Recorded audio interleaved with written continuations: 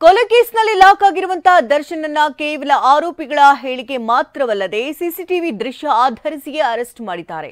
ಮತ್ತೊಂದು ಕಡೆ ಎಸ್ಪಿಪಿ ಬದಲಾವಣೆ ಮಾಡಬೇಕು ಅಂತ ಸಿಎಂ ಮೇಲೆ ಮೂವರು ಸಚಿವರು ಒತ್ತಡ ಹೇರ್ತಿದ್ದಾರಂತೆ. ಈ ಸುದ್ದಿಗಳನ್ನು ನೋಡೋಣ ಹತ್ಯೆ ರಹಸ್ಯ ನ್ಯೂಸ್ ಟಾಪ್ 9 ನಲ್ಲಿ. ಕೇವಲ ಬಂಧಿತರ ಹೇಳಿಕೆ ಆಧರಿಸಿ ಪೊಲೀಸರು ನಟ ದರ್ಶನ್ರನ್ನು ಬಂಧಿಸಿಲ್ಲ ಎಂದು ತಿಳಿದು ಬಂದಿದೆ. ನಿಖರ ಸಾಕ್ಷಿಯನ್ನ ಇಟ್ಟುಕೊಂಡೇ ಬಂಧನಕ್ಕೆ ಇಳಿದಿದ್ರು. ದರ್ಶನ್ರನ್ನ ಸಿಸಿಟಿವಿಯ ದೃಶ್ಯಾವಳಿಗಳನ್ನ ಆಧರಿಸಿಯೇ ಬಂಧಿಸಲಾಗಿದೆ ಎಂಬ ಮಾಹಿತಿ ಬಯಲಾಗಿದೆ.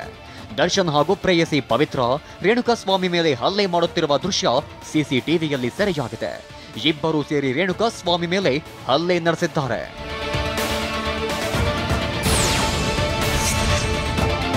ರೇಣುಕಾಸ್ವಾಮಿಗೆ ನಟ ದರ್ಶನ್ ಮತ್ತು ಪವಿತ್ರ ಗೌಡ ಹಲ್ಲೆ ಮಾಡುತ್ತಿರುವ ಸಿಸಿಟಿವಿ ದೃಶ್ಯಗಳನ್ನ ಪೊಲೀಸರು ವಶಪಡಿಸಿಕೊಂಡಿದ್ದಾರೆ. ಸುಮಾರು 30 ನಿಮಿಷದ ವಿಡಿಯೋಗಳು ಸಾಕ್ಷಿಯಾಗಲಿವೆ ಎನ್ನಲಾಗಿದೆ. ಈ ವಿಡಿಯೋಗಳಲ್ಲಿ ದರ್ಶನ್ ಹಾಗೂ ಪವಿತ್ರ ಗೌಡ ಹಲ್ಲೆ ನಡೆಸುತ್ತಿರುವ ದೃಶ್ಯಗಳು ಸಹ ಕಾಣಿಸಿಕೊಂಡಿದ್ದು, ಹಿರಿಯ ಅಧಿಕಾರಿಗಳಿಗೆ ಈ ಬಗ್ಗೆ ಮಾಹಿತಿ ನೀಡಿ ಬಂಧಿಸಲಾಗಿದೆ ಎಂದು ತಿಳಿದು ಬಂದಿದೆ.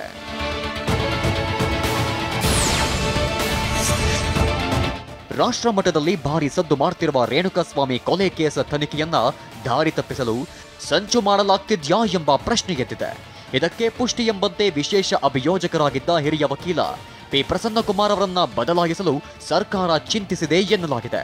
ಪ್ರಭಾವಿ ಸಚಿವರು ಸೇರಿ ಹಲವರು ಎಸ್ಪಿಪಿ ಬದಲಾವಣೆ ಮಾಡುವಂತೆ ಮುಖ್ಯಮಂತ್ರಿಗೆ ಒತ್ತಡ ಹೇರುತ್ತಿದ್ದಾರಂತೆ.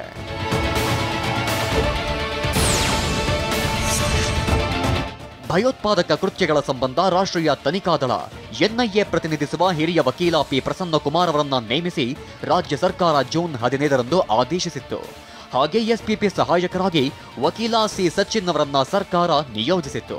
ಆದರೆ ಇದೀಗ 3 ದಿನಕ್ಕೆ ಎಸ್ಪಿಪಿ ಬದಲಾವಣೆಗೆ ಸರ್ಕಾರ ಚಿಂತನೆ ನಡೆಸಿದೆ ಎನ್ನಲಾಗಿದೆ.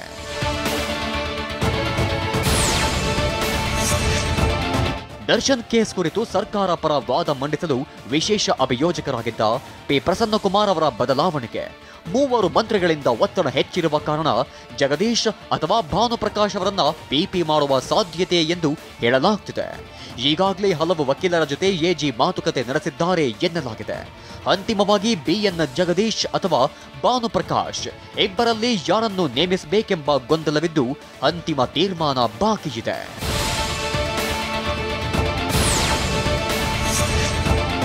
ದರ್ಶನ್ ವಿಷಯವಾಗಿ ನಟಿ ರಚಿತಾ ಮೌನ ಮುರಿದಿದ್ದಾರೆ. ನನ್ನನ್ನ ಚಿತ್ರರಂಗಕ್ಕೆ ಪರಿಚಯಿಸಿದ ನಟ ದರ್ಶನ್ ಸರ್ ಅವರು ನನಗೆ ಗುರು ಸಮಾನರು. ನನ್ನ ಜೀವನದ ತಪ್ಪುಗಳನ್ನ ತಿದ್ದಿ ಮಾರ್ಗದರ್ಶನ ನೀಡಿದಂತಹ ವ್ಯಕ್ತಿ.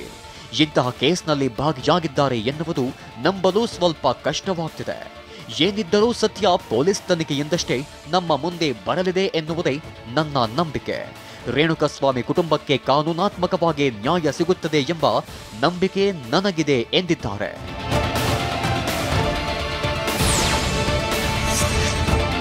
ನಟ ದರ್ಶನ್ ಜಾಗವಿರೋ ಈ ಸ್ಥಳದಿಂದ ಸ್ವಲ್ಪ ದೂರದಲ್ಲಿ ಬಂಡೆಯೊಂದರ ಮೇಲೆ ರಕ್ತ ಕಾರಿಕೊಂಡು ಸತ್ತಿದ್ದ. ಈ ನಡುವೆ ದರ್ಶನ್ ಫಾರ್ಮ್ ಹೌಸ್ಗೂ ಶ್ರೀಧರ್ಗೂ ಸಂಬಂಧವಿಲ್ಲ. ದುರ್ಗಾ ಕನ್ಸ್ಟ್ರಕ್ಷನ್ ನಲ್ಲಿ ರೈಟರ್ ಆಗಿಲ್ಲ. ಪೇಮೆಂಟ್ ಕೊಡದೆ ಕೆಲಸ ಮಾಡಿಸಿಕೊಳ್ಳುತ್ತಿದ್ರು. ಇದನ್ನ ಕುಟುಂಬದವರು ಪ್ರಶ್ನಿಸಿದ್ದಕ್ಕೆ ಸೂಸೈಡ್ ಮಾಡಿಕೊಂಡ ಅಂತ ಕುಟುಂಬದವರೇ ಸ್ಪಷ್ಟನೆ ನೀಡಿದ್ದಾರೆ. ಬೇರೆದಾದ್ರೂ ಇದು ಮಾಡ್ಕೋ, ಸಂಬಳನೂ ಇಸ್ಕೊಂಬರಲ್ಲ, ಏನು ಇಸ್ಕೊಂಬರಲ್ಲ, ಬೇಡ ಕೆಲಸ.